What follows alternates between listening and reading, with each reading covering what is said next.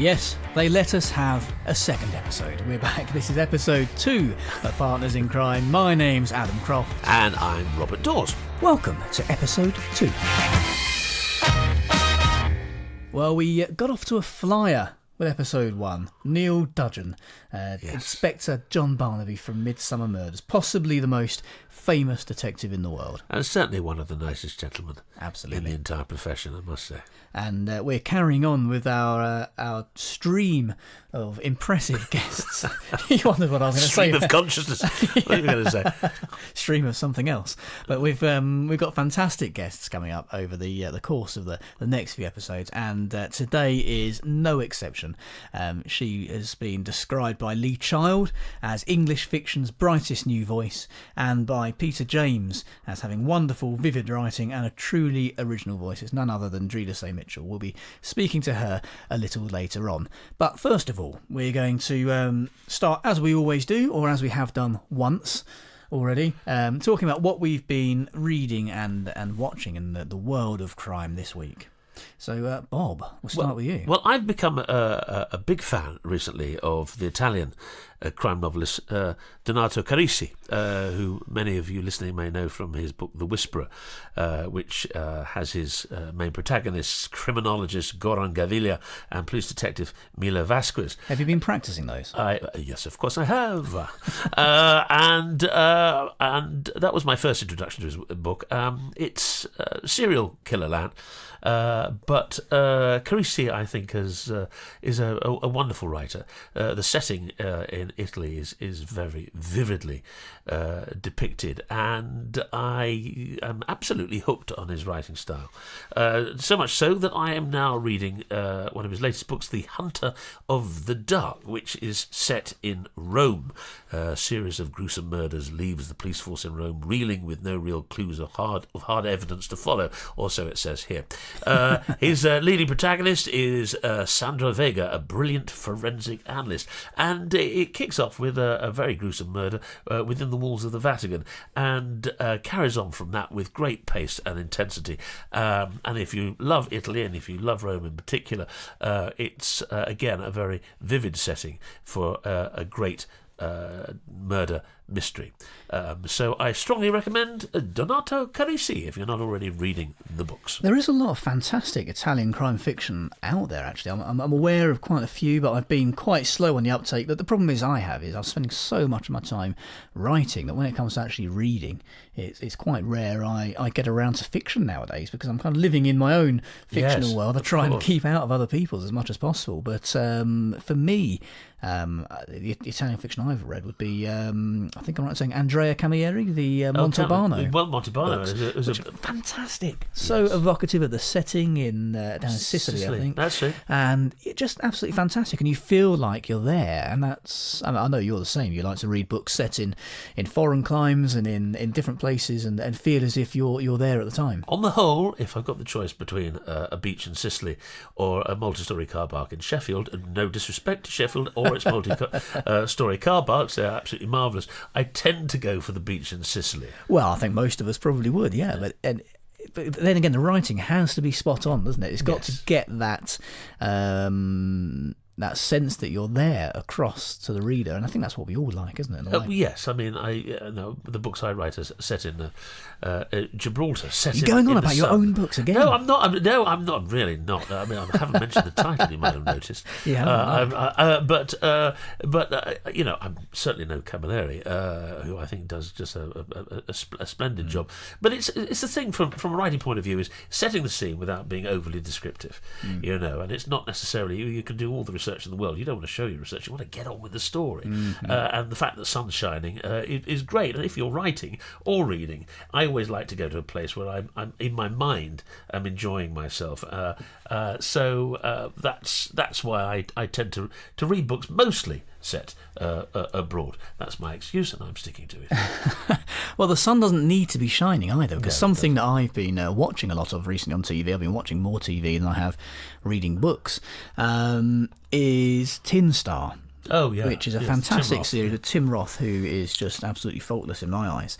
And it's set in Canada, so not so much sunshine, but beautiful scenery and fantastic, and really makes you feel like you're there. He's a great actor. I mean, I saw him recently in the Christie, the Rillington Place series on television, which he was just, I mean, I never thought I'd get Richard Attenborough's performance out of my mind from the film, but Tim Roth was just terrifying in his depiction of a psychopathic killer. So Tin Star, I've not seen it, and it's on my list. Tin Star, I think it's on Sky Atlantic. I caught it late. It's only been on fairly recently, I think, September to December, but it's still available on the Sky catch-up service, so well worth catching that. What are your thoughts on Mac Mafia on BBC Mafia? I'm quite enjoying it. And set the scene for anybody who's not. Well, I know it's based on a true story, a book, a non-fiction book of the same name, and people were saying, "What's Mafia? Is it about Scottish mafia?" Couldn't be further from the truth. It's not. I believe it's the title comes from Chechen gangsters who set up their internet proceedings and the way they do their awful business by following a model set by McDonald's, the chain, who of course has no criminal activity there at all, other than their dreadful milkshakes. Well, you tell that to my two daughters. I spend a lot of time in McDonald's. Is this advertising? Who cares? So that's where the name comes from, and it's about really money laundering and international gangsters and murder and fraud, and it's filmed in about 6 different countries. The budget for it must be extortionate, from Cairo to Turkey to I think it's over £1 million an episode. I think I read. Is it really? Yeah, it's getting on for the Crown kind of levels of. Yeah, well, it looks it, and as television increasingly takes on the cinema in its scope and whatever, we're going to be seeing more programs like this. I have to say, I think it's brilliantly done. I do struggle at times to follow it, but that's my lack of grey cells. But it's compulsive viewing with some great central performances. Many of them by Russian actors, European actors who are giving extraordinary, very intricate plotting. There's kind of lots of what you'd expect from kind of Russian mafia type things. The kind of the double crossing and the not quite knowing who to trust, and this person's done that person over, and violent. I mean, very. I mean, I was watching, following. Is it Narcos? Yes. On Netflix, and that doesn't hold back. Certainly doesn't, and there are parts of Mafia that don't either. So it's not necessarily for the squeamish, but it is based on things that are happening in the world now. It's incredibly relevant, and it's the way that organised crime conducts its business internationally. So from that point of view, it's an unpleasant revelation of what's going on in the world. And that's on the BBC iPlayer at the moment. It's on the BBC iPlayer. It's still airing as we record. Strongly recommended from Partners in Crime. It's got the official seal of approval. Yes, whether they want it or not. Now, Partners in Crime is not just about you listening to us waffle on about what we think. It's also time for you to get something back out of this. And that's all thanks to Kobo, the world's favourite local bookshop, perfected. They have over 5 million ebooks to choose from. So you'll find every type of ebook or audiobook imaginable, from yesterday's classics to today's bestsellers. Now, the wonderful thing about the Kobo app, which you can download on your iPhone or Android device, is you can use it anywhere and it's completely free. You don't need an e-reader, and you can also claim 90% off of your first ebook by going to kobo.com, choosing the books you'd like to buy, and using the promo code CRIME at the checkout for your exclusive 90% discount. Yes, 90% off of your first ebook. Only at Kobo, and only with Partners in Crime. Now, our guest today on episode 2 is an award-winning crime author, broadcaster, journalist and campaigner. Not only that, but Lee Child called her English fiction's brightest new voice. Peter James described her wonderful, vivid writing and a truly original voice. And she's won all sorts of awards. She's been on BBC Question Time. She's presented Front Row on Radio 4. She's done practically everything. And not only that, but she is a wonderful, wonderful crime writer and a fantastic person. Our guest today is Dreda Say Mitchell. Dreda, your background is quite interesting. Your parents migrated to Britain from Grenada, and you were brought up in the East End, which is obviously a very different place from Grenada. It is, very much so. I still live in the East End of London, a bit more on the outskirts. I mean, my parents came here, like most migrants, for something better for their children. They love Grenada. They never forgot Grenada. My dad actually went back to Grenada in about 2000. You know, he'd lived here for 40 odd years, and he decided it was time to go back because it's such a lovely place and it's very beautiful and small and everyone knows each other. But they wanted their children to come here for a better life. You know, Grenada has a real great tradition of education. So a big thing for them was for us to be, to get a great education. And one of the ways they saw us doing that was using all the resources and activities that we had in our community. And in our community, we were really lucky to have an outstanding library, Whitechapel Library, and we also had Whitechapel Art Gallery, which is just internationally renowned. So it's a big thing for me because often people talk about people growing up on housing estates in working class area, and they use this word deprivation. Sure, we didn't have any money, but we didn't know anybody else who had any money. Yeah. But in terms of culture, literature, art, wow, it was a really rich area. And you mentioned education there, and that's something that's played a huge part in your life, isn't it? It has, because I ended up becoming a teacher. I didn't start out to be a teacher. I just loved school, and I think I loved school because I was somebody who loved to read. I liked to talk.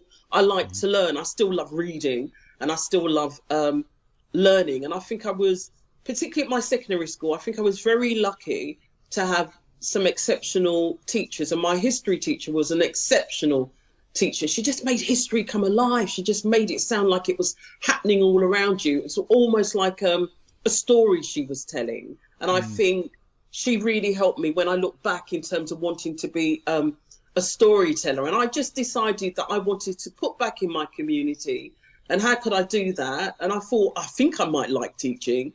And I became a teacher. It was a bit lazy, though, I must admit, because I went to university. I went and did an African history degree at the School of Oriental and African Studies, which is part of the Old London University. And it's opposite the Institute of Education. And so I applied to be a teacher and literally just went across the road, There's no big journey here, But yeah. Is that on Gower Street? Was it? Yeah, Gower Street. Yeah. Yes, I went there too. But you're talking about mentors as well. I mean, firstly, your parents, who were obviously wonderful and supportive and determined that you have a good education, and your teachers. When it came to writing, the start of your writing, was there anyone who mentored you in this, encouraged you to write your first stories? Yeah.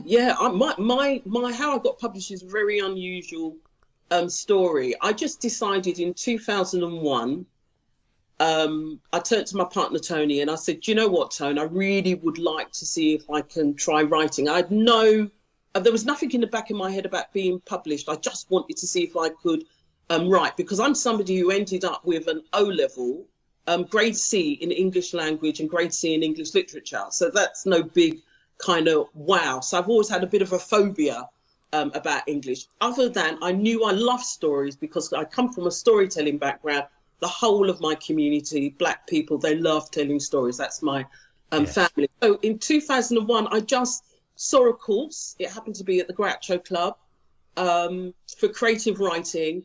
And I went off on this course. And the woman who ran it, Maggie, what I didn't realise was happening, she was really, really loving my writing because the style of my writing was very distinctly different from other people. Because I think when you talk about voice in writing. What voice do you choose to use? Because you carry so many different voices. It's like, I've not met you, Bob, so I'm trying to be on my, best behaviour here and not talking to really drop anything here. Whereas Adam, because I know Adam a bit more, I can get into it with Adam a bit more. Of course. And so this is it. So when, and I went for a school and it was run predominantly by nuns. It was a Catholic girls' school where you talk properly. We were not allowed to say the word yeah.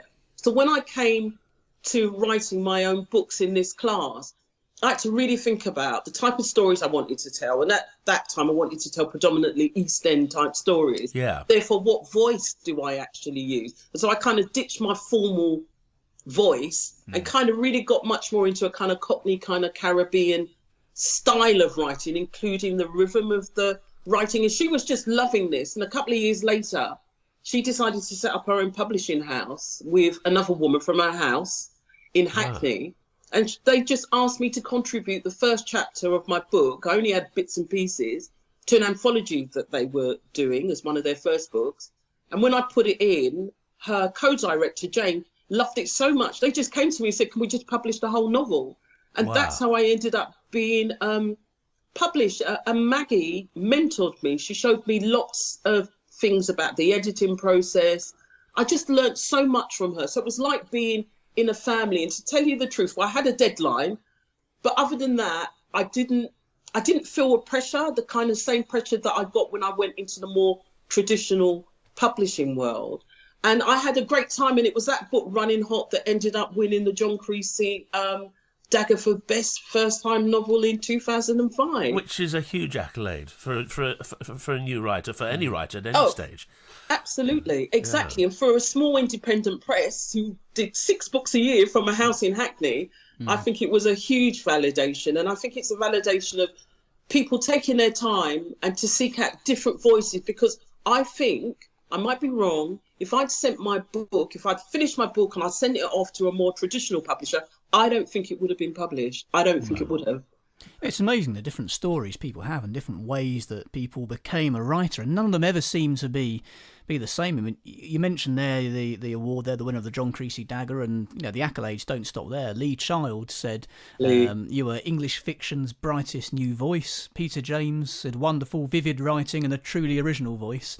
Everything we read about you seems to talk about this very distinctive voice that you mentioned there, and I just thought, what do you kind of credit for giving you that distinctive voice? Is it that beautiful blended background of Caribbean and East End London?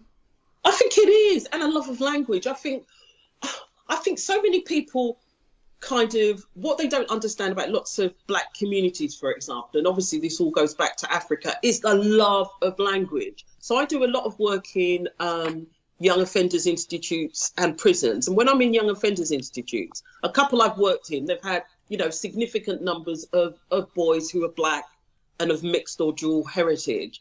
And when you hear them speak, it is amazing how articulate they are, how they love language. If you think about rap, people love the use of words and rhythm. And that to me is something that I've carried with me. But I always felt when I was in school, it was not something that was kind of allowed, because it wasn't a formal way of speaking. So you kind of I parked it to the back of my head. But now I'm creating my own worlds with my own characters. Wow, this is amazing. What kind of language can I actually use? I just think the use of language and voice is really, really interesting. And I think because I came from the East End of London, so it's a working class background, it's a migrant background. Yeah. And I entered very formal backgrounds. My school, I ended up being a deputy head teacher, working as an education consultant. I had to really understand that when I entered what I think was predominantly a very middle class world, I had to use a different voice.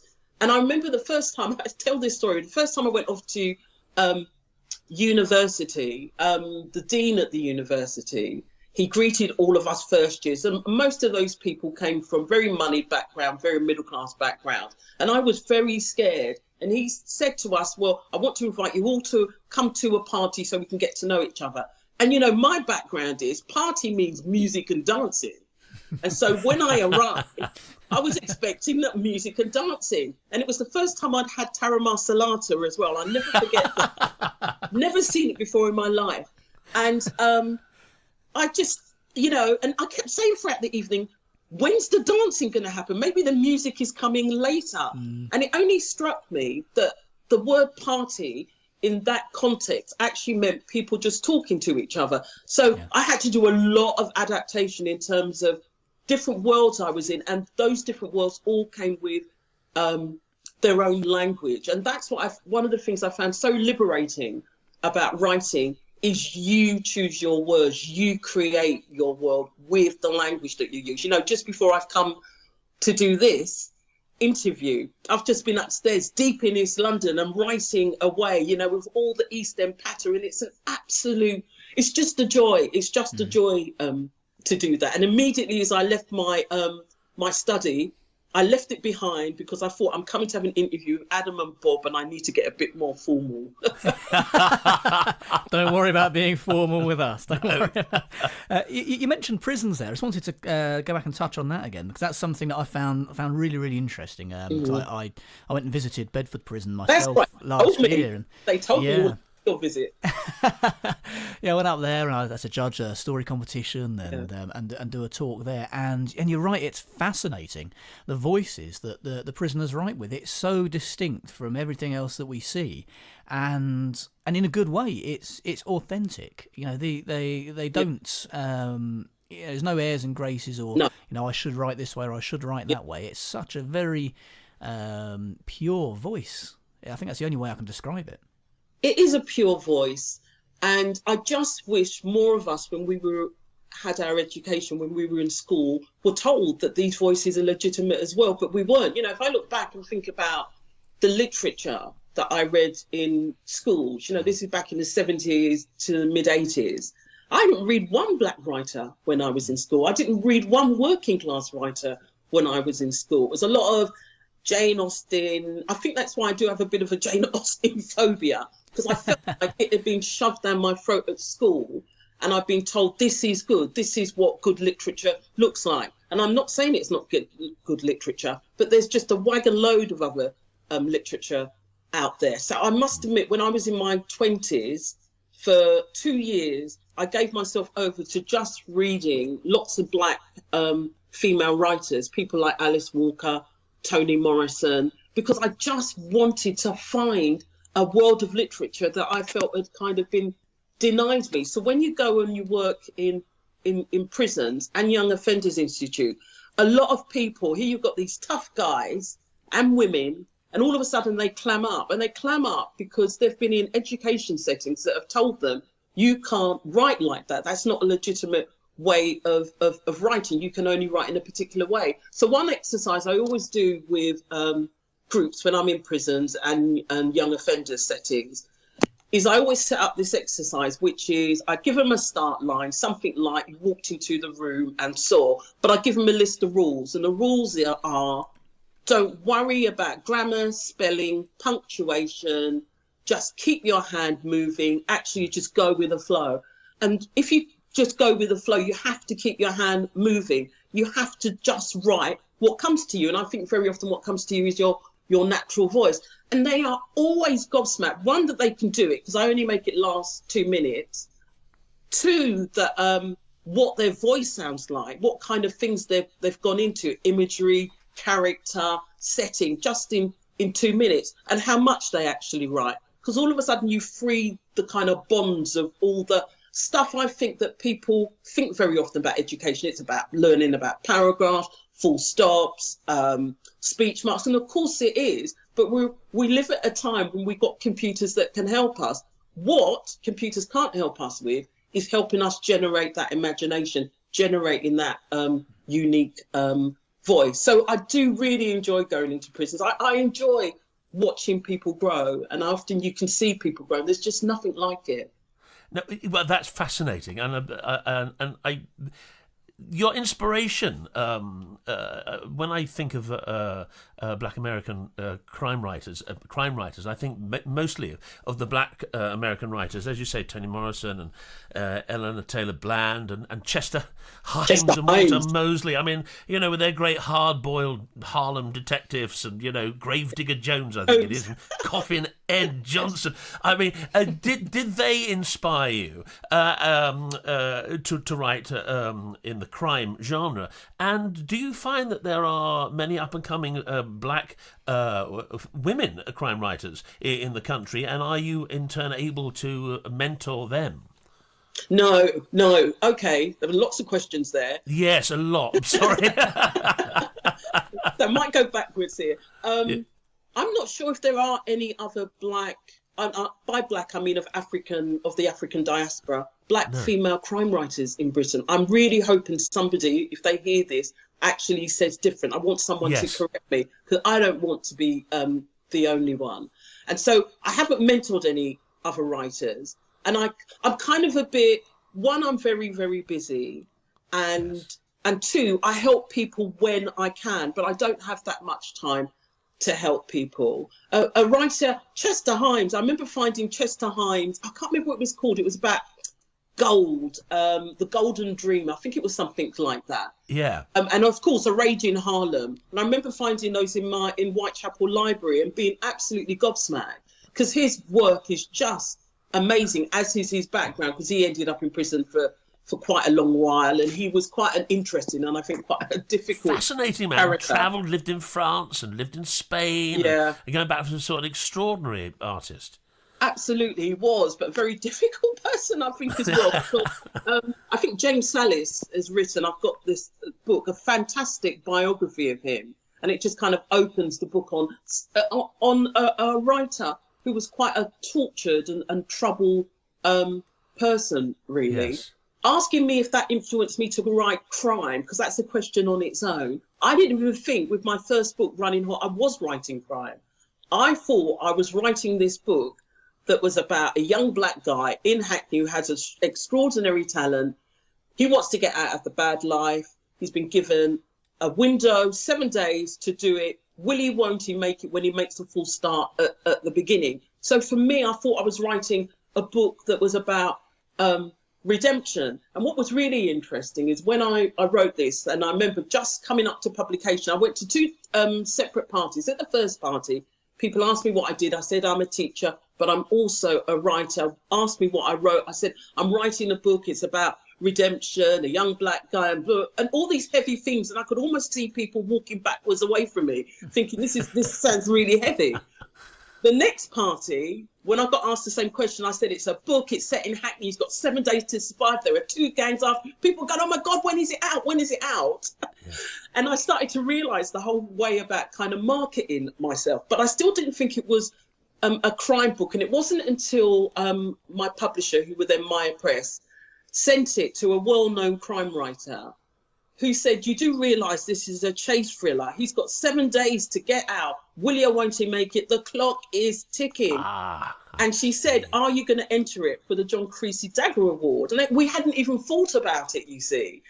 And that's kind of when I started to realise, the crime genre actually allows me to write about issues that are important to me, but write about them in an entertaining way. So it's not like a heavy book when I get on my soapbox. I remember when I was writing Running Hot and I was asking my nephews at the time, what's the kind of current lingo on the street? And they said, they told me, and then I said, can I read you a bit of what Schoolboy says? So I read them a bit, Schoolboy talking and that. And I said, do you like it? And they went, and my nephews are laughing, and they went, Auntie Dreda, that sounds lovely. The only problem is that sounds like you. That doesn't sound like the character. And you know, I learned so much. I just learned so much really working with Maggie. I've lost the thread of your question there. Well, I mean, I'm in the crime world, and I won't leave. I will always be in the crime world, but I want to do other things as well. And you do. And the you reason do. sorry, go on. And you do other things. You have such a range of the interests and things you do, which is quite remarkable. And they must all feed into your writing as well, I guess. All the different They're areas. around the same. I mean, they're around the same issues, really. I mean, people really ask me what I'm known for is social commentary, talking about being black, being working class, education, people in Britain, inequalities. And in my life, in my education life, that's the route I took. So when I became a deputy head teacher, and then when I went to work in the first local authority I worked in, I was the deputy head of the Ethnic Minority Achievement Service. So this was working with schools to ensure that children who are from black and minority ethnic groups are reaching their potential. How can the local authority help you to actually do that? And that has kind of spread into my work, because when I wrote Running Hot, the impetus for writing Running Hot was when I moved away from my council estate, well, literally down the corner to Wapping. I began to realise that myself and quite a number of the women, even women who had got pregnant earlier on, we weren't doing too badly. We were doing quite well. And the reason we were doing quite well was most of us would probably have gone back into part-time or full-time education, which is what people did. I did mine for myself, but a lot of the women I knew, they did it because they wanted to be able to help their children. Yes. Sadly, a lot of the guys I knew had not gone that way. You know, somebody very close to me, he'd ended up in it was Borstal, detention centre, and then prison again. And that's what I wanted to explore under all the entertainment, all the thriller and all the chasing in Running Hot. I wanted to explore what was happening to some of our young guys, not just black guys, white working class guys as well. And so I learnt from crime fiction that I could do that. And plus, you can't beat the people in the crime world. They are fab. They are supportive. Fancy that. Thank you very much. Who would have thought a girl from East London would get instant support from Lee Child? Yeah. In another genre, that just would not happen. Instant support from Martina Cole, from Kimberly Chambers. So the people are very, very generous in our community, Adam. Yes, and they are, yeah. So I'm not moving from that. No, I don't blame you. That's something I've found as well. It's just a joy to work and write in crime. Yeah. And what a strange sentence, a joy to write in crime. A joy to write. Joy in crime in the same sentence. All those things you've just been mentioning, of course, are as strong and relevant in your latest book as well. Can you tell us a little bit about that? Oh, gosh, which one are we talking about? Well, I'm talking about Blood Sisters, Blood Daughter. Yes, Blood Daughter. That's been out. Oh, Blood Daughter. Okay, because I'm kind of in another. You're in another world. You're writing your new book. What happened was it was called the Flesh and Blood trilogy. So you had Blood Sister, which is about two sisters growing up in East London with their mum, and it starts in the 1990s and ends up in the early 2000s. And then there's another girl related, and it's about a bit of a power struggle, but also them growing as people and trying to reach for their dreams in the very different ways that they are trying to do it. And often, you know, around that kind of world is very much a gang world, yes. Very much a crime world. And then I wanted to take it back to Blood Mother, to Babs, who is the mother, and look to find out how did they get where they were going, particularly the housing estate that they live on, which everyone nicknames the Devil's Estate or the Devil. Because when she moved there in the 70s, it wasn't known as the Devil. It was very much part of people's hopes and dreams. You know, moving from a house where you might have had an outdoor loo to a house with central heating, a community where you had a caretaker, you had corner shops, you had a laundry service that was free of charge in the middle. I mean, that's the housing estate I grew up on, and then things changed. And then how did those things change? To Blood Daughter, which is about the family falling apart and can they come back together again. And I always, when I write with my partner Tony as well. We like to leave things on a cliffhanger. We always have a denouement for the whole story, but then there's always a moment at the end, yes, to hook people in sometimes. But also we like stories like that, and we like watching TV series like that. So we thought we were writing a trilogy, and everyone said, no, you've got to write another one. So the trilogy is becoming 4 books. Well, it's interesting, and they're so vivid that they suggest adaptation to the screen very strongly to me. I don't know whether that's something that you would like to see.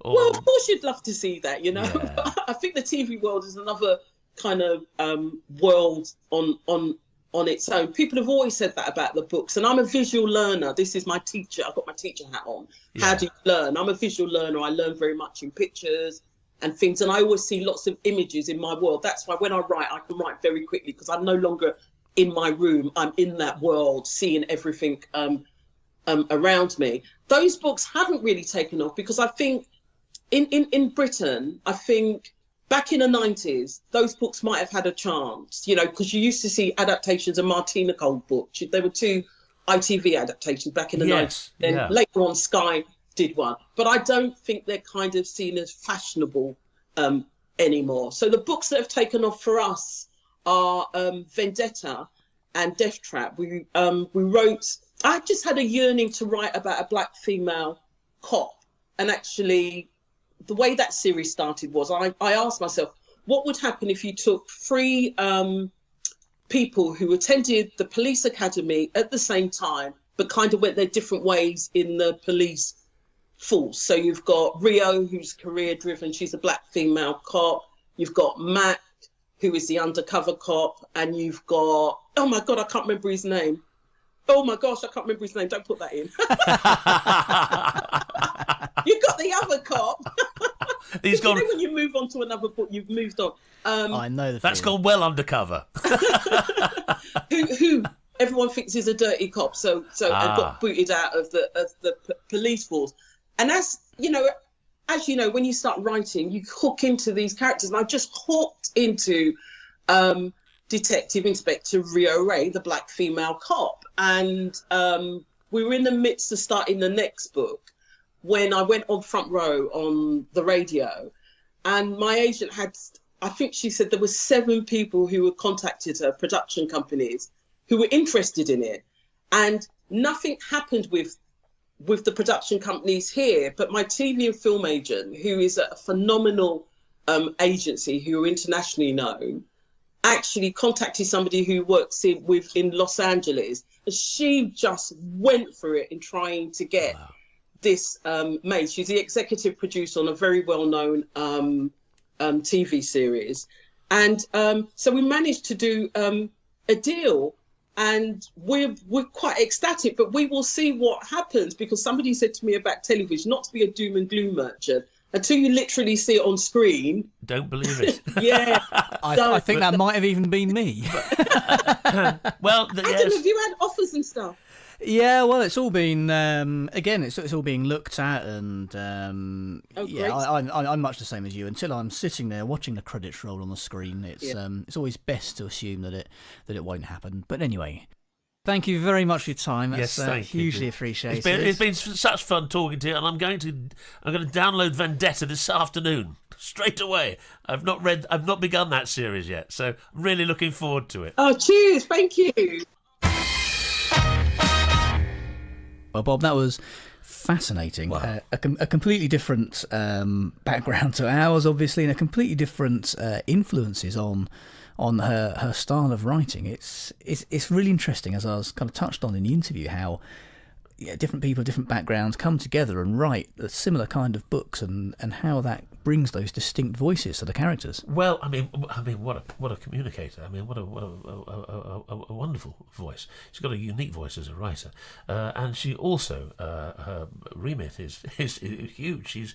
She's got the ability to stand on platforms and communicate her passions and her compassion superbly. The fact that she is also a top crime and thriller writer is just an addition to her many other talents, and I couldn't have enjoyed that interview more.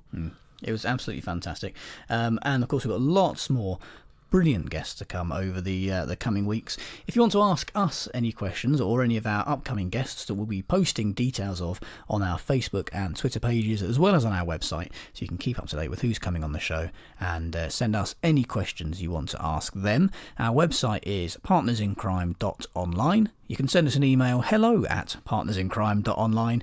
Our Twitter account is @CrimeFicPodcast, or you can search Partners in Crime on Facebook. Now, don't forget, this podcast would not be possible without the fantastic people over at Kobo, your favourite local bookshop, Perfected. You can get 90% off of your first ebook by going to kobo.com and using the promo code CRIME at checkout. That's 90% off of any book you like in the Kobo store, and there are over 5 million titles to choose from. You can read anytime, anywhere on the free Kobo app for your phone or tablet. We'll be back very soon with episode 3, in which we'll speak to Hugh Fraser, perhaps best known for playing Captain Hastings on the TV series Poirot, but who's now an accomplished thriller writer in his own right. He'll be telling us about his background growing up in the ganglands of London and how he came to enjoy a career so varied that he ended up writing the theme tune for the children's TV series Rainbow. All that and more on the next episode of Partners in Crime. We'll see you soon. Partners in Crime was presented by Adam Croft and Robert Dawes and produced by Adam Croft. The theme tune was by the Caesareans. The Partners in Crime logo and imagery was designed by Stuart Beisch. Partners in Crime is sponsored by Kobo, your favourite local bookshop, Perfected.